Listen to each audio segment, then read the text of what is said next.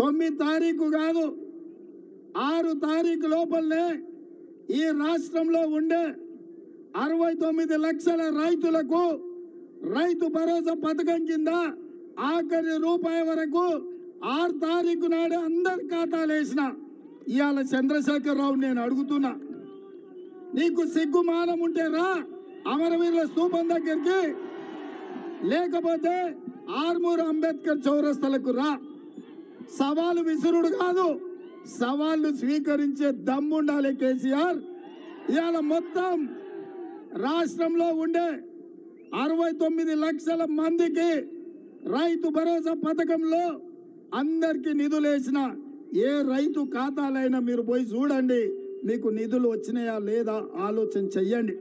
అందుకే ఇవాళ చంద్రశేఖరరావుని అడుగుతున్నా, రా అమరవీరుల స్తూపం దగ్గరికి, ముక్కు నేలకు రాయనిక నేను అడుగుతున్నా. నేను ఇంకో మాట కూడా చెప్పదలుచుకున్నా, సిగ్గులేనోడు చంద్రశేఖరరావు ముక్కు నేలకు రాస్తాడు, ఎందుకంటే ముక్కింత పొడుగుంది రాస్తే పోయేదే ఉంది అనుకుంటాడు. అందుకే నేను చెప్పదలుచుకున్న ఆర్మూర్ రైతాంగానికి, మీ అన్న, మీ సోదరుడు, మీ రేవంత్ అన్న, మీ తమ్ముడు మాట ఇస్తే మాట కోసం తల తెగి కింది పడ్డా వెనక్కి తిరిగి చూడాడు. ఈ 10 ఏళ్ళు ఎన్ని కేసులు పెట్టినా, ఎన్ని అరెస్టులు చేసినా, ఎన్నిసార్లు జైలుకు పంపించినా ఈ లక్షలాది మంది కార్యకర్తల కోసం నిటారుగా నిలబడి కొట్లాడి ఇవాళ ఇందిరమ్మ రాజ్యం ప్రజా పాలన తీసుకొచ్చినాం. అందుకే ఈ అంబేద్కర్ చౌరస్తాలో ఇవాళ రైతు రుణమాఫీ గురించి మాట్లాడుతున్నారు. నేను హరీష్ రావు అన్నాడు, నేను మన ఎన్నికల ప్రచారంలో తెలంగాణ రైతాంగానికి మాట ఇచ్చిన 15 ఆగస్టు లోపల 2 లక్షల రైతు రుణమాఫీ చేస్తా అని. హరీష్ రావు అన్నాడు, నువ్వు చేయలేవు, నువ్వు చేస్తే నేను రాజీనామా చేస్తా, మళ్ళీ ఎన్నికల్లో పోటీ చేయను సిద్దిపేటలో అని.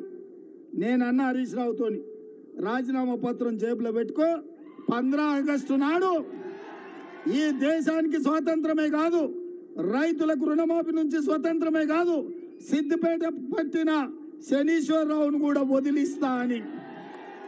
అందుకే ఇవాళ ఆర్మూరు ప్రజలకు, ఆర్మూరు రైతాంగానికి, నిజామాబాద్ రైతాంగానికి నేను మాట ఇస్తున్నా, ఆర్మూరు సుద్దులగుట్ట సాక్షిగా 15 ఆగస్టు లోపల 2 లక్షల రూపాయల రుణమాఫీ చేసి తీరుతా. కాస్కో శనీశ్వరరావు, శాశ్వతంగా నీ పీడ సిద్దిపేటకు విరగడి అవుతుంది అని చెప్పి నేను ఈ వేదిక మీద నుంచి చెప్పదలుచుకున్నా. అందుకే మిత్రులారా, ఇవాళ మీరందరూ ఆలోచన చేయండి. మీరందరూ చైతన్యవంతులు. ఈ ప్రాంతంలో ఆదర్శ గ్రామమైన అంకాపూర్ మీ ప్రాంతం నుంచి ఉంది. దేశంలో రైతులు ఏ విధంగా ఉండాలో, రైతుల నిర్ణయాలు ఎట్లుండాలో నిజామాబాద్ ప్రాంత రైతుల నుంచి నేర్చుకునే సంస్కృతి ప్రాంతంలో ఉంది. అందుకే మీ చైతన్యవంతమైన రైతులను, ఇక్కడికి వచ్చిన యువకులను, మా ఆడబిడ్డలు, మా మహిళలందరిని అడుగుతున్నా, 2014లో బీఆర్ఎస్ని గెలిపించను, 2019లో బీజేపీని గెలిపించను. వాడిని చూసిండ్రు, వీడిని చూసిండ్రు, ఇద్దరు కలిసి మిమ్మల్ని నిండా ముంచిండ్రు. ఒక్క అవకాశం జీవనానికి ఇవ్వండి.